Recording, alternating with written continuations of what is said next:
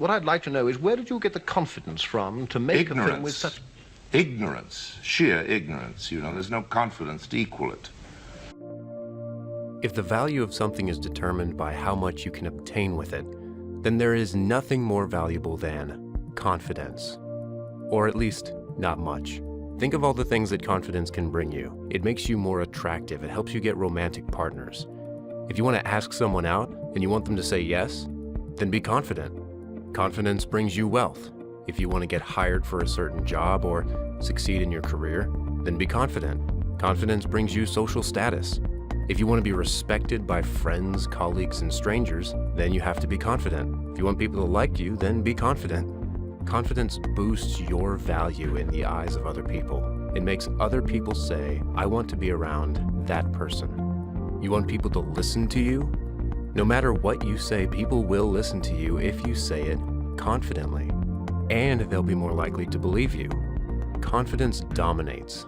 If you want to win, to become stronger, and to achieve your goals, then you have to be fiercely confident that you can do it. Confidence gives you that energy and that fire that drives you to achieve. Confidence makes all of life better. If you want to feel good emotionally, then be confident. Confidence is the emotional tide inside all of us that raises all moods and thoughts. In fact, I think there's a real sense in which confidence is a kind of happiness. I've talked about happiness before, and I said that happiness really comes down to satisfaction, a sense of not needing anything else. And being confident in yourself is a way of saying that you are enough for yourself. You accept yourself. Given how enormously valuable confidence is, it's not surprising that the self-help section of YouTube is brimming with videos on confidence. How to be confident, techniques to make you more confident, tricks and gimmicks to help you seem more confident than you are. But none of them really talk about what confidence is really all about: ignorance.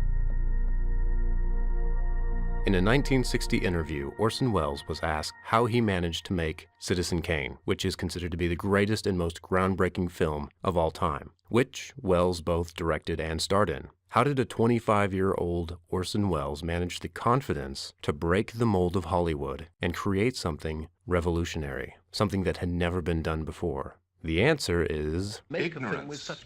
Ignorance. Sheer ignorance. You know, there's no confidence to equal it. It's only when you know something about a profession, I think, that you're timid or careful.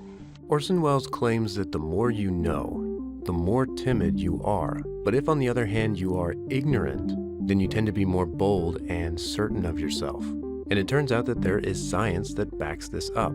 You may have heard of the Dunning-Kruger Effect, which refers to the way that ignorance and incompetence tend to make us more confident than we really should be, while knowledge and competence, on the other hand, make us less confident because they help us to see our own limitations. This idea comes from a series of studies conducted at Cornell by two social psychologists, David Dunning and Justin Kruger. They found that people who score low on tests of humor, grammar, and logic overestimated their ability. They thought they performed better than they really did. But why is this?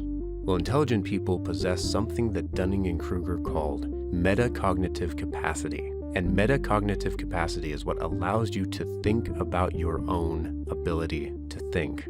It's the ability to think critically about yourself, which means you are better at finding weaknesses in yourself and your abilities, which as a general rule makes you less confident, both in cognitive domains and social situations. You just naturally see the things that are wrong with yourself or might be wrong with you.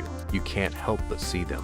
This makes you timid and unsure of yourself, which explains why intelligent people tend to be less confident and assertive in social arenas. On the other hand, people who lack knowledge and expertise also tend to lack metacognitive capacity, which means they can't see their own limitations and weaknesses. They don't know what they don't know. They're unable to think critically about themselves and to question themselves, which makes them more confident and assertive. So there you have it. The one thing you need in order to be confident is ignorance. If you want to be confident, then stop thinking. Stop analyzing yourself. Don't be rational. Don't think critically. don't be intelligent. There's a reason why the most confident person of all is someone who is inebriated, because alcohol, as a central nervous system depressant, affects, among other things, the prefrontal cortex of the brain, which controls executive functions like decision-making, judgment, and critical thinking. Thus, alcohol inhibits critical thought processes. It shuts off the judgment function and critical thinking of your brain, making you more confident. A good example of this comes from a study found in the British Journal of Psychology, which found that people who were more drunk considered themselves more attractive. The best way to be confident is to inhibit your brain. I think this is important to remember so that in seeking to gain confidence, we don't become imbeciles and make fools of ourselves, which is what many confident people end up doing.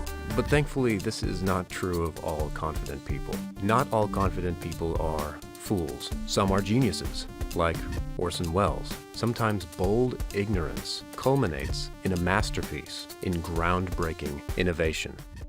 And I didn't know that there were things you couldn't do. So anything I could think up in my dreams, I attempted to photograph. You got away with enormous technical advances, didn't you? Simply by not knowing that they were impossible, or theoretically impossible. Yeah.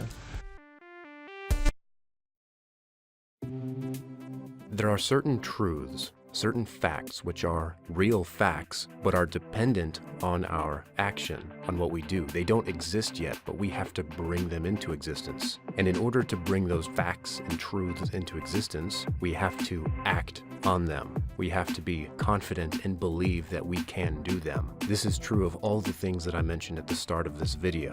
If we are unsure of ourselves and doubt ourselves, then we will not bring those truths into existence. This is something that philosopher William James argued in his essay, The Will to Believe. There are then cases where a fact cannot come at all unless a preliminary faith, read confidence, exists in its coming, where faith in a fact can help create the fact. For Orson Welles, this looked like Citizen Kane. For you, it might look like getting a job, or a girlfriend or boyfriend, or doing something you are afraid to do.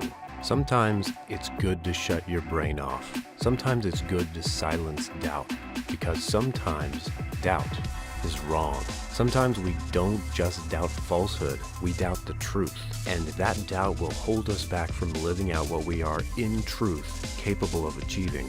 Sometimes shutting off doubt is the best way to the truth, even though that sounds counterintuitive.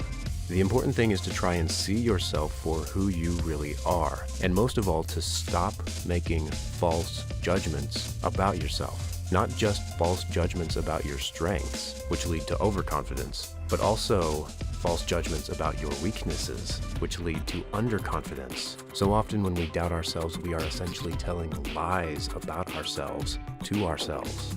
Untruths. When you timidly think that people won't like you, what's happening is that you are telling yourself a falsehood about yourself because you don't really know how other people see you. When you tell yourself that you can't do something, you are really lying to yourself, speaking an untruth to yourself, because the truth is, you don't know if you can do it. Maybe you can. Don't judge yourself when you don't have reasons or evidence on which to judge yourself. And if you follow that principle, you'll find that you stop judging and doubting yourself almost altogether. You have to change the way that you talk to yourself. And to be honest, doing that is extremely difficult. For many people, the practice of doubting yourself has become a reflex. It's a habit. It comes naturally and you do it instinctively. You constantly evaluate yourself and you barrage yourself with nagging questions which say, maybe I'm not good enough.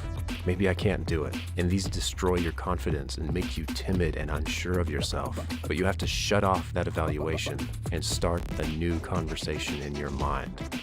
One way to do this is with meditation and mindfulness practices. They retrain your mind to focus on the raw experience of reality without judging it. They silence the background noise. This is a behavioral approach that retrains the way your mind behaves. It changes the default mode of your brain.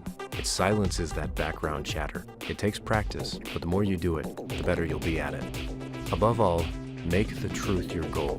Silence false judgments about yourself and speak the truth about yourself to yourself. The real key to confidence is the truth, which sadly is something that most self-help ignores.